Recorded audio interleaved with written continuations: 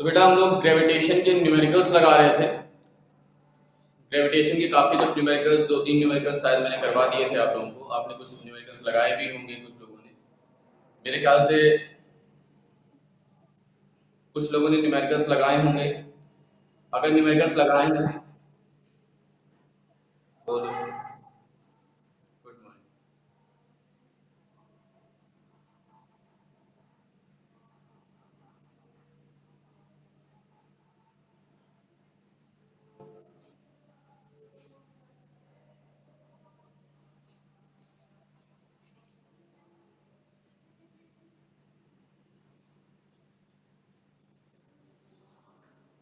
Third chapter यानी gravitation का।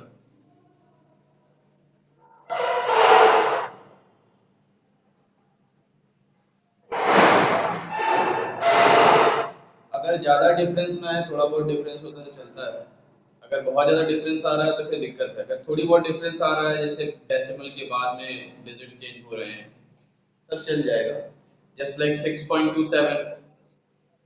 हाँ, 6.27 आपका आंसर आ रहा है और बुक में आंसर 6.29 या 237 समथिंग ऐसे करके दिया है, तो चलेगा। बट स्टार्टिंग का डिजिट सेम होना चाहिए।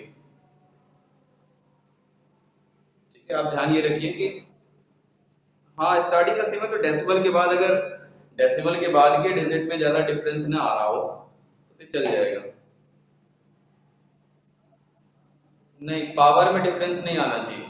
पावर में डिफरेंस नहीं आना चाहिए। अगर पावर में डिफरेंस आ रहा है तो फिर प्रॉब्लम है। तो क्या डेसिमल में भी डेसिमल में चेंज आता है क्या फिर? अगर पावर में भी चेंज है और डेसिमल सिक्स, जब मान लो आंसर में लिखा है 6.39 इंटू 10⁻⁻12, जस्ट लाइक लेट कर लीजिए, ये आंसर में लिखा हुआ है और आपका आंसर आया 6.25 इंटू 10⁻⁻11, तो ये गलत है। ये देखो 6.239 है और आपका आ रहा है 6.25, ये तो ठीक है, बट पावर में चेंज आ गया ना, तो फिर गलत है। ठीक है, या तो फिर ये लिखा हो कि 0.625 इंटू 10⁻⁻11, तो ये चीज और ये चीज बराबर है, ये वैल्यू और ये वैल्यू बराबर है, क्योंकि यहाँ पर 0.6 लिखा है, यहाँ पर 6 पॉइंट लिखा हुआ है। तो आप इसको अगर डेसिमल को यहाँ शिफ्ट करोगे तो ये 6.25 बन जाएगा और 10⁻⁻12 हो जाएगा, तो ठीक है। ठीक है, इसका कॉन्सेप्ट ऐसा है कि इसके लिए मैथमेटिक्स, बेसिक मैथमेटिक्स आपको आनी चाहिए। बेसिक मैथमेटिक्स नहीं है कि तो फिर आप प्रॉब्लम क्रिएट करेंगे आपके लिए।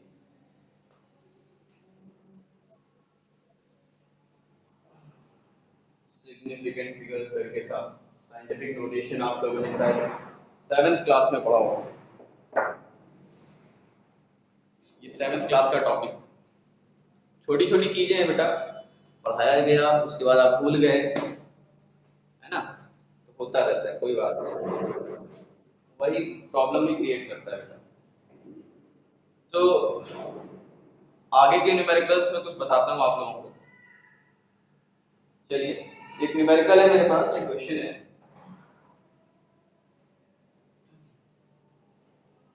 A block of wood is kept on a horizontal table. A block of wood is kept on a horizontal table.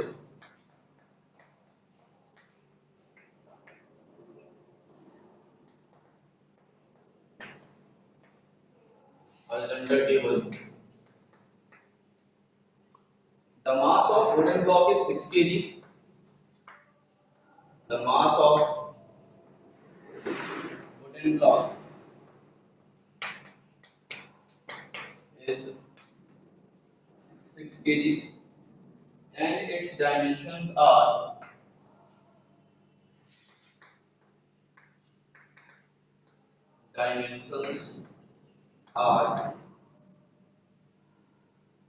30 centimeter,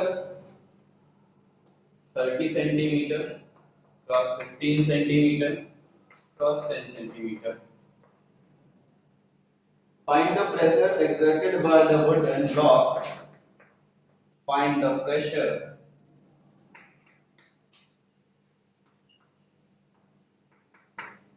exerted by the wooden block on the table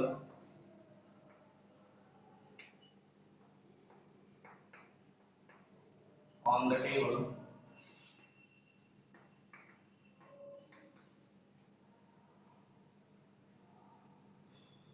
if it is kept on the if it is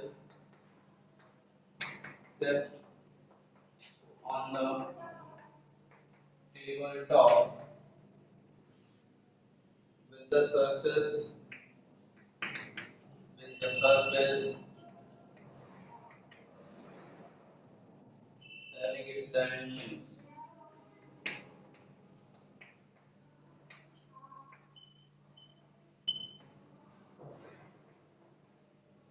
ये है आपका question, थोड़ा लंबा है, question का मतलब समझना पड़ेगा आपको। चलिए क्वेश्चन देख लीजिए, क्या कह रहा है, एक ब्लॉक है, एक वुडन ब्लॉक है जिसका मास आपको दिया है 6 kg और वो कहाँ रखा गया है, एक टेबल पर रखा जाता है, एक हॉरिजॉन्टल टेबल पर रखा जाता है। The mass of wooden block is 6 kg and it's dimensions are, dimensions का मतलब लंबाई, चौड़ाई और ऊंचाई, मतलब लेंथ, ब्रेथ और हाइट। तो आपको लेंथ दिया 30 सेंटीमीटर उस ब्लॉक की, ब्रेथ दिया है 15 सेंटीमीटर और हाइट दिया हुआ है 10 centimetre. Find the pressure exerted by the wooden block, आपको प्रेशर फाइंड करना है वुडन ब्लॉक के द्वारा, किस पर, ऑन द टेबल, किस पर फाइंड करना है प्रेशर, टेबल पर फाइंड करना है, यानी ब्लॉक को हम किस पर रखेंगे, टेबल पर रखेंगे तो वो कितना प्रेशर लगाएगा।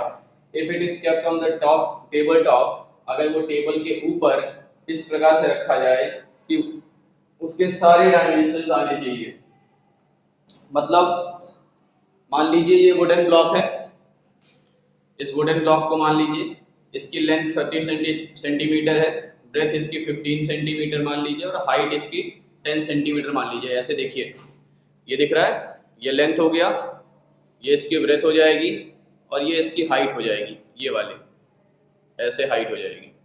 तो ये एक ब्लॉक है, इस ब्लॉक को अगर हम किसी सरफेस पर रखते हैं, मान लीजिए ये टेबल सरफेस है मेरा हाथ, इसको टेबल सरफेस समझिए, अगर मैं इस ब्लॉक को ऐसे रख दूं, ऐसे रख दूं, तब इस पर कितना प्रेशर लग रहा होगा। मैं इस ब्लॉक को इस तरह से रख दूं, तब कितना प्रेशर लग रहा होगा, और मैं इस ब्लॉक को इस तरह से रख दूं, तब कितना प्रेशर लग रहा होगा। यानी इस ब्लॉक को हम टेबल पर 3 साइड से रख सकते हैं, 3 तरीके से रख सकते हैं। पहला तरीका ये हो सकता है कि जब लेंथ और ब्रेथ टेबल से कांटेक्ट में होगी, लेंथ और ब्रेथ, देखो ये लेंथ है, ये वाली लेंथ थी और ये ब्रेथ थी, तो लेंथ और ब्रेथ से जो एरिया, सरफेस एरिया बन रहा है, इस सरफेस एरिया को हम टेबल के ऊपर रख सकते हैं। एक बार ये कर सकते हैं कि ये जो लेंथ है और हाइट से मिलकर के एक एरिया बन रहा है, देखो ये सरफेस एरिया किससे मिलकर के बना है, ये हाइट दिख रही है आपको, ये हाइट है और ये लेंथ है, तो लेंथ और हाइट से मिला करके सरफेस एरिया हम इसको ऐसे रख सकते हैं। और एक बार ऐसे रख सकते हैं कि हाइट और ब्रेथ वाला कॉन्सेप्ट आ जाए, ये देखो ऐसे रख सकते हैं। तो इस तरह से हमारे पास तीन सरफेस एरिया मिले, 3 सरफेस एरिया में मिल जाएंगे। पहला सरफेस एरिया जब हम लेंथ और ब्रेथ को कंसीडर करेंगे, दूसरा सरफेस एरिया जब हम लेंथ और हाइट को कंसीडर करेंगे, और तीसरा सरफेस एरिया जब हम ब्रेथ और हाइट को कंसीडर करेंगे। तो इस तरह से हमें 3 सरफेस एरिया मिल जाएंगे और 3 अलग अलग टाइप के प्रेशर हम फाइंड कर सकते हैं। We know that the formula of pressure is force upon area. Formula क्या होता है, प्रेशर का फॉर्मूला होता है फोर्स अपॉन एरिया। तो फोर्स हम आसानी से निकाल सकते हैं क्योंकि हमें मास दिया हुआ है 6 kg, तो we can find easily the value of force. Force कितना होगा, तो 6 mg, F is equals to mg होता है, F is equals to mg, उसके वेट के बराबर। तो F is equals to mg is the force applied on the surface of the table on sorry by the wooden block. Wooden वुडन ब्लॉक इस पर फोर्स कितना अप्लाई करेगी, तो सबसे पहले हम फोर्स निकाल लेते हैं। Force is equals to m into g, it means 6 into आप g की वैल्यू 10 पुट कर सकते हो कैलकुलेशन को इजी बनाने के लिए, तो 60 न्यूटन इस पर फोर्स लग जाएगा। उसके बाद आप एरिया निकाल लीजिए, अलग अलग एरिया फाइंड कर सकते हैं। A1 हम मान लेते हैं पहले वाले के लिए, जब लेंथ और ब्रेथ लेंगे तब लेंथ और ब्रेथ ले लीजिए। तो लेंथ है 30 सेंटीमीटर, 30 सेंटीमीटर को मीटर में कन्वर्ट करना बहुत इंपॉर्टेंट है। 10⁻⁻² से मल्टीप्लाई कर देते हैं तो वो मीटर में कन्वर्ट हो जाता है। उसके बाद फिर 15 सेंटीमीटर है तो 15 सेंटीमीटर को मीटर में कन्वर्ट करने के लिए 10⁻²से मल्टीप्लाई करेंगे। फिर इन दोनों को मल्टीप्लाई करेंगे तो आसानी से कितना मिल जाएगा 30 और 15 को मल्टीप्लाई करने पर हमें मिलेगा 450 और इनटू 10⁻⁻4 ये हो जाएगा 450 इंटू 10⁻⁻4। ये हमें आसानी से वैल्यू मिल गई। अगर इसको और सॉल्व करना चाहें तो इसको लिख सकते हैं 45 इंटू 10⁻⁻3 मीटर स्क्वायर। ठीक है, 45 इंटू 10⁻⁻3 मीटर स्क्वायर, ये आपको आसानी से वैल्यू मिल जाएगी। अब आप यहाँ से प्रेशर निकाल सकते हैं। पहले सरफेस एरिया के pressure P is equal to F upon A, तो P1 is equal to F upon A1, क्योंकि फोर्स तो वही लगेगा, क्योंकि उसके वेट के बराबर फोर्स लगेगा। आप एरिया कोई भी चेंज कर दो, फोर्स वही रहेगा, बस एरिया अलग अलग चेंज होता रहेगा। एक बार आपने क्या क्या लिया हुआ है, लेंथ और ब्रेथ लिया है, उसके बाद फिर आप ब्रेथ और हाइट ले लीजिएगा, फिर उसके बाद आप लेंथ और हाइट ले लीजिएगा। तो इस तरह से आप A1 हम निकाल दे रहे हैं, आप A2 और A3 अपने से निकालिएगा। ठीक है, तो फोर्स की वैल्यू 60 हो गई, A1 की वैल्यू हमने 45 इंटू 10⁻⁻3 निकाल रखी थी, तो 10⁻⁻3 हो गया। आसानी से ये 50 से कैंसिल हो सकता है, आप 15 से कैंसिल हो सकता है, तो 15 4 जा एंड 15 3 जा, ये हो जाएगा 10⁻⁻3 ऊपर जाएगा 10⁻+3 हो जाएगा। आप इसको लिख सकते हो, कैंसिल करोगे तो आएगा 1.67 इंटू 1.3 आएगा, सॉरी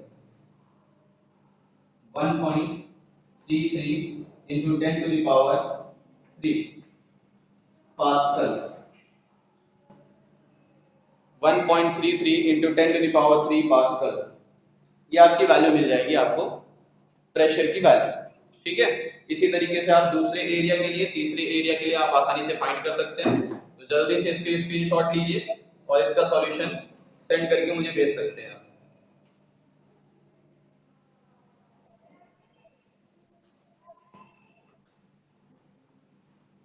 हाँ वीडियो जाएगी, बट आज या कल तक में जाएगी बेटा। ठीक है, वीडियो तो जाएगी।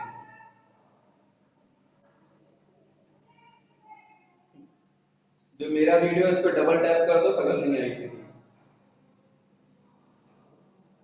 जो मेरा वीडियो हो उस पर डबल टैप करो, अब नहीं हटेगा। समझ में आया? क्वेश्चन समझ में आ गया?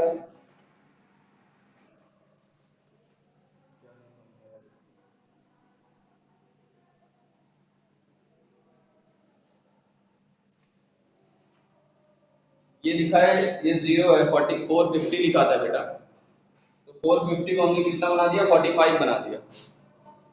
ये एक 0 जो है,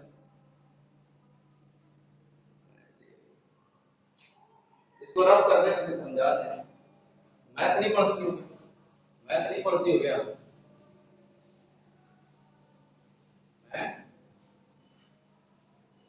मैथ नहीं आती क्या तुम्हें?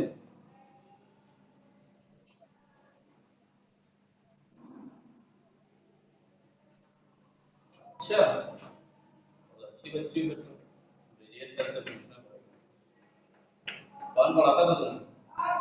8 8 में डिग्री में पढ़ाते थे। पूछूंगा मैं तुमसे, पूछूंगा। क्या बात नहीं यार, बच्चों को कुछ आता जाता नहीं। लिख सकते हैं, कितनी पावर है इसकी?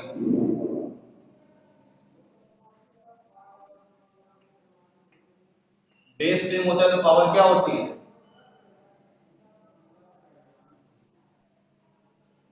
अरे गुड, मल्टीप्लाई में बेटा बेस सेम होता है तो पावर ऐड होती है। तो अगर इन दोनों को ऐड करेंगे क्या आएगा?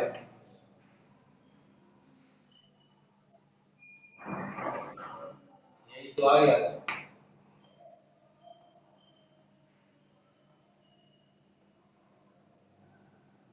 अब सही है।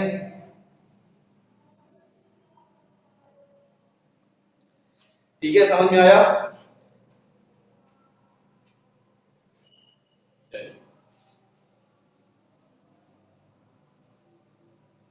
और किसी को कोई क्वेश्चन नहीं रहते हैं?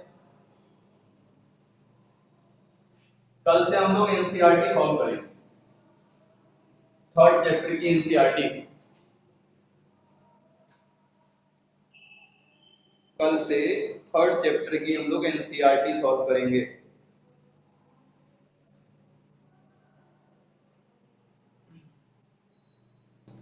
चलिए एक क्वेश्चन लेते हैं, उसको सॉल्व करने की कोशिश करते हैं।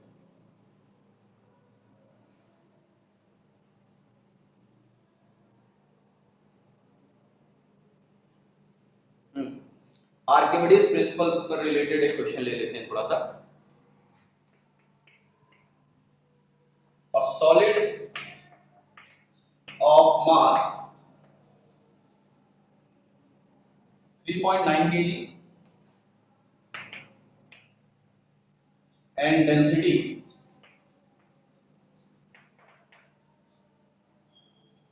7.8 into 10 to the power 3 kg per meter cube is completely immersed in water. Is completely immersed in water.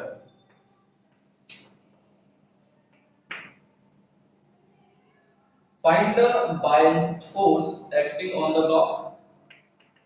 Find the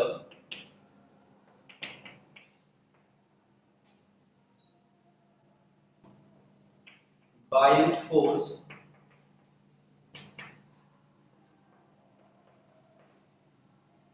acting on the block. Second part है apparent weight in water.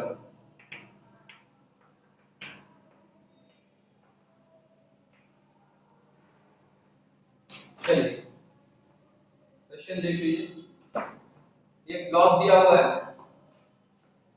Block दिया हुआ है, उसका मास कितना है 3.9 kg का block है और उसकी डेंसिटी दी हुई है आपको। आपसे कह रहा है कि वो कंप्लीटली वाटर में इमर्ज हो जाता है। आपको फाइंड करना है बायंट फोर्स, जो उस पर ब्लॉक पर बायंट फोर्स लगेगा, वो बायंट फोर्स की वैल्यू फाइंड करनी है। और साथ ही साथ क्या फाइंड करना है, अपीयरेंट वेट इन वाटर। वाटर में उसका वेट कितना समझ में आएगा ये आपको बताना है। वाटर में उसका वेट कितना होगा ये आपको बताना है। चलिए बताइए कुछ।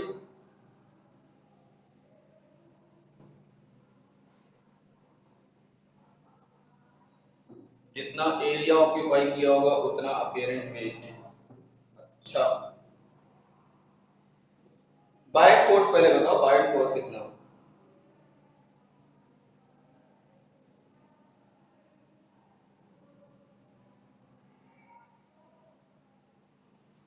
हाँ, बायंट फोर्स बताइए।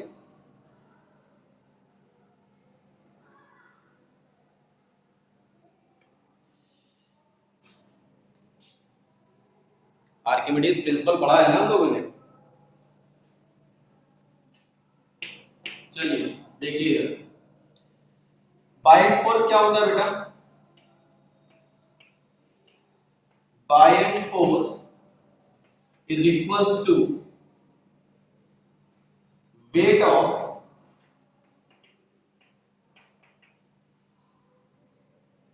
water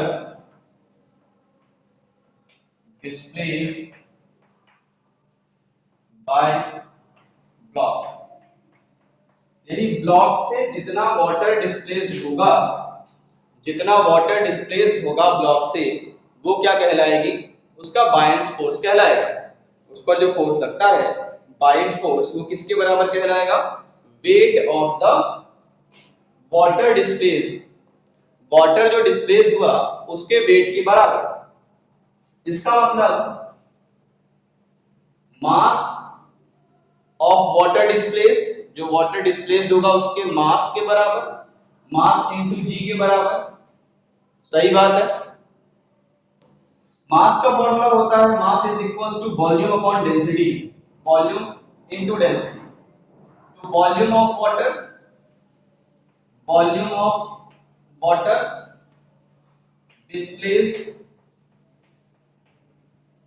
है ना, एक होगा जो वाटर डिस्प्लेस्ड हुआ उसका volume multiply by density of water,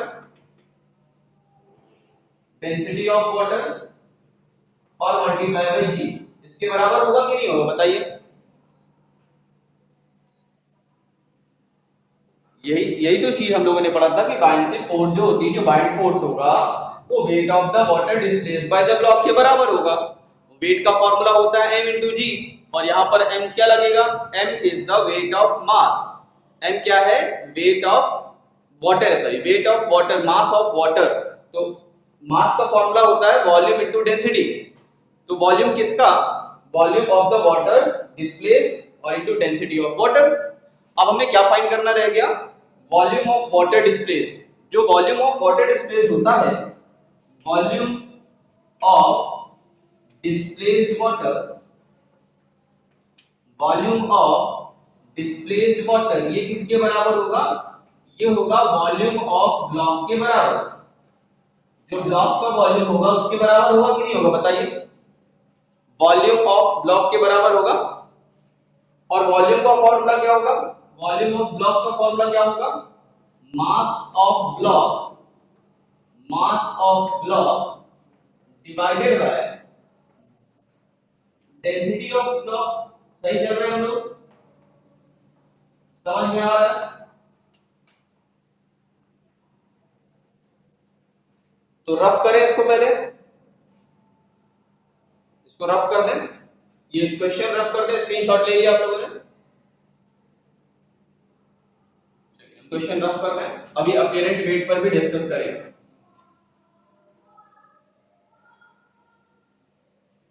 तो चलिए देखिए, अगर हम वॉल्यूम निकाल लें, वाटर डिस्प्लेस्ड वाटर का वॉल्यूम जो ब्लॉक ऑफ वॉल्यूम के बराबर होगा, मास दिया हुआ है 3.9 kg और डेंसिटी दिया हुआ है 7.8 into 10 to the power -3, -3 के +3 वैल्यू क्या थी, नहीं +3 थी बेटा, +3 तो -3 हो जाएगा फॉर्मूले में। इसको कैंसिल करेंगे, ये 2 टाइम्स आएगा, 1/2 into 10 to the power -3 लिख सकते हैं, 1/2 into 10 to the power -3। अब देखो बायनेंसी फोर्स, बाइंड फोर्स आप आराम से निकाल सकते हो, बाइंड फोर्स आप आसानी से आप निकाल सकते हो। बाइंड फोर्स का फॉर्मूला क्या था, volume of water displaced water का वॉल्यूम क्या था, 1/2 into 10 to the power -3, density of water is 10 to the power 3 kg per meter cube, और g की वैल्यू 10। तो देखिए 10 to the power ये कट गया, ये कट गया, +3, 10 to the power +3, 10 to the power -3 cancel हो गया, क्या बचा 1/2 into 10, क्या बचा 5 न्यूटन। बाइंड फोर्स कितना आ गया, बाइंड फोर्स कितना आ गया 5 न्यूटन। ठीक है, अब आपको क्या फाइंड करना था, अपीयरेंट वेट। अब तो आसानी से आ जाना चाहिए, अपीयरेंट वेट कितना होगा भाई, पहले एयर में वेट कितना था, वेट इन एयर, एयर में वेट कितना था, उसको माइनस कर दीजिए बाय फोर्स से, बाय फोर्स कम कर देता है ना, इतना नीचे से फोर्स लग रहा होगा। तो पहले वेट कितना था 3.9 kg into 10 minus 5, it means 39 minus 5, इसका मतलब कितना 34 न्यूटन अब नया वेट होगा। पहले वेट कितना था 3.9 into 10 मतलब 39 न्यूटन, अब वेट कितना हो गया 34 न्यूटन। 5 न्यूटन वेट कम हो गया क्योंकि 5 न्यूटन का बाइंड फोर्स ऊपर की डायरेक्शन में लग गया। समझ में आ गया। अब तो आसान लगा होगा। तो कॉन्सेप्ट को ध्यान में रखिए, कॉन्सेप्ट को ध्यान में रख करके सारी थ्योरीज को माइंड में रख करके आप क्वेश्चंस को सॉल्व करेंगे तो क्वेश्चंस बड़े इजीली वे में आप सॉल्व कर पाएंगे। कॉन्सेप्ट जहां से भटकेगा वहां पर दिक्कत आएगी। कॉन्सेप्ट पे आपको ध्यान रखना है, कॉन्सेप्ट हमने क्या पढ़ रखा है, सर ने क्या पढ़ाया हुआ है, उसको ध्यान में रखिए और उसके बाद फिर न्यूमेरिकल्स सॉल्व कीजिए, तो न्यूमेरिकल्स बड़े आसान लगने लगेंगे फिर। ठीक है, चलिए आगे। हाँ, फॉर्मूला